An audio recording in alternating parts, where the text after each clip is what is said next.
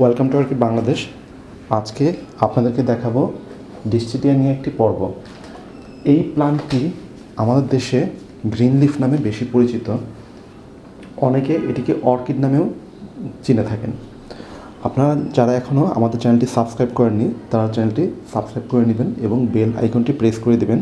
নতুন video release হওয়ার সঙ্গে সঙ্গে আপনার কাছে একটা নোটিফিকেশন চলে আসবে। ভিডিওটি ভালো লেগে থাকলে অবশ্যই লাইক এবং শেয়ার করবেন। ধন্যবাদ। দেখতে পাচ্ছেন আমাদের সামনে একটি গ্রিন লিফ আছে। এই প্লান্টটি আমরা সবাই গ্রিন লিফ নামে চিনে থাকলেও এটির রিয়েল নাম হচ্ছে ডিসচিডিয়া।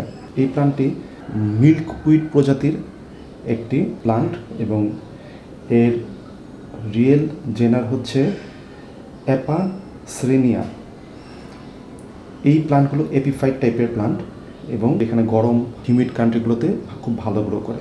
প্লান্টটি নেটিভ হচ্ছে চায়না এবং ইন্ডিয়ার গরম পার্টগুলোতে, মানে যেখানে চায়না এবং ইন্ডিয়ার যেই পার্টগুলো তুলনাভাবে উষ্ণ এবং আপনার ট্রপিক্যাল আবহাওয়া আছে, যেমন হিউমিডিটি বেশি, সেইখানে বেশ ভালো গ্রো করে। তো বুঝতে পারছেন এই প্লান্টটি আমাদের দেশেও খুব ভালো গ্রো করবে, যেহেতু এটি গরম দেশের একটি প্লান্ট। আর ডিসচিডিয়া হচ্ছে হয়ার সিস্টার প্লান্ট বলতে পারেন।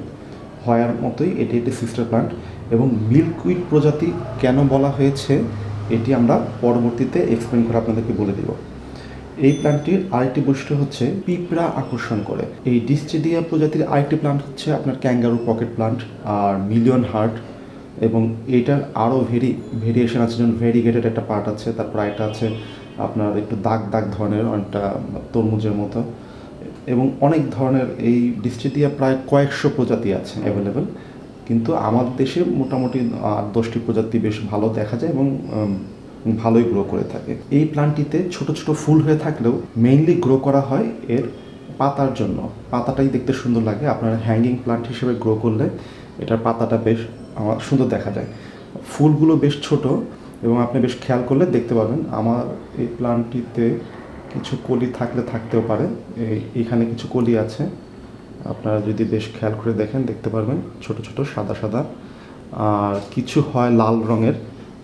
লাল রঙেরগুলো বেসিক্যালি হয় আপনার ক্যাঙ্গারু পকেট প্লান্টে বেশি হয়। এই ডিসচিডিয়ার এই ভ্যারাইটিতে লালটা একটু কম হয়, তবে এই ভ্যারাইটিতে কিছু আছে গোলাপি, আবার কিছু আছে একটু হলুদ, আবার কিছু আছে সাদা।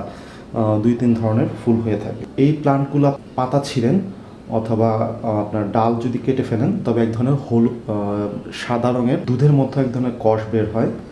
এই জন্যই এটির নাম হচ্ছে মিল্কউইড। এই দুধের মতো যে কষটা বের হয়, এটা যদি কারো সেন্সিটিভ যদি স্কিন থাকে অথবা যাদের চামড়ায় বা কোনো রকম সমস্যা আছে, তারা অবশ্যই এটি খালি হাতে ধরবেন না, এবং যদি হাতে লেগেও থাকে সঙ্গে সঙ্গে হাত ভালো মতো ধুয়ে ফেলবেন। কারণ হচ্ছে এই স্যাপটি বা এই যে মিল্কউইড ধরনের যে তলটি বের হয়, এটি একটু বিষাক্ত, অনেকের হাতে প্রদাহ অথবা কোনো রকম সমস্যার সৃষ্টি করতে পারে। এই ধরনের প্লান্টের মধ্যে কিছু আছে খুব ফাস্ট গ্রো করে, আর কিছু আছে একটু গ্রোটা একটু স্লো, একটু আস্তে আস্তে হয়। ভ্যারাইটি অনুযায়ী এই গ্রোথটা কম বেশি হতে পারে। এখন আমরা আলোচনা করব এটির গ্রোয়িং কন্ডিশন নিয়ে। প্রথমে হচ্ছে এই প্লান্টটি গ্রো করে যেখানে হিউমিডিটি বেশি কিন্তু ওয়েল ভেন্টিলেটেড, এবং দিনের অ্যাটলিস্ট হাফ বেলা ফিল্টার্ড রোদ পেতে হবে। কিছু সময়ের জন্য যদি আপনারা এটি কড়া রোদে রাখেন কোনো সমস্যা নেই, ঘন্টা 2 ফিল্টার রোদে এটি যদি আপনি সারাদিন দিতে পারেন, এটির গ্রোথটা অনেক ভালো হবে এবং পাতার কালারটাও সুন্দর থাকে, গ্রিন থাকে। কিন্তু যদি আপনি দিনের অল্প সময় 2-3 ঘন্টাও যদি আপনি এটা ডাইরেক্ট রোদে রাখেন, সমস্যা হবে না, কিন্তু পাতার কালার একটু হালকা সবুজ হয়ে যাবে, মানে গাঢ় সবুজ থাকবে না। এই জিনিসটি খেয়াল রাখবেন। কিন্তু ডাইরেক্ট সান যদি আপনি সারাদিন রাখেন, ওই ক্ষেত্রে হয়তো পাতাগুলো একটু ইয়েলোইশ হয়ে যেতে পারে, ফ্যাকাশে হয়ে যেতে পারে, পুরো গ্রিন থাকবে না। আর হচ্ছে এই গাছ বেশি ড্রাই করা যাবে না, যেহেতু এই প্লান্টগুলো উঁচু গাছে গ্রো করে, এবং উঁচু গাছে যেখানে হিউমিড বনের ভিতরে যেখানে নিয়মিত বৃষ্টি হয়, তাই এই প্লান্টগুলোতে রেগুলার পানি দিলে ভালো।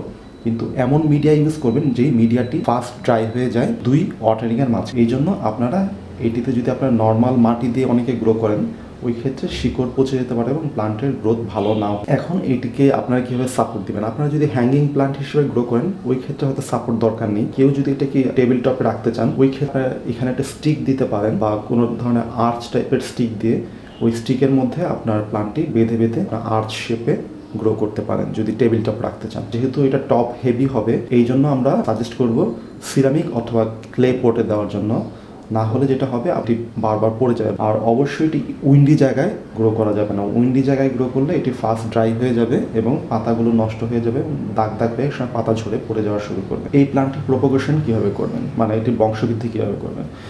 এটির আপনাদেরকে আগেই বলেছি এটির ফুল হয়, যেহেতু ফুল হয়, ফুল থেকে অনেক সময় সিডও হয়ে থাকে, সিড থেকে এই প্ল্যান্টটি গ্রো করা যায়, কিন্তু অনেক সময়ের ব্যাপার।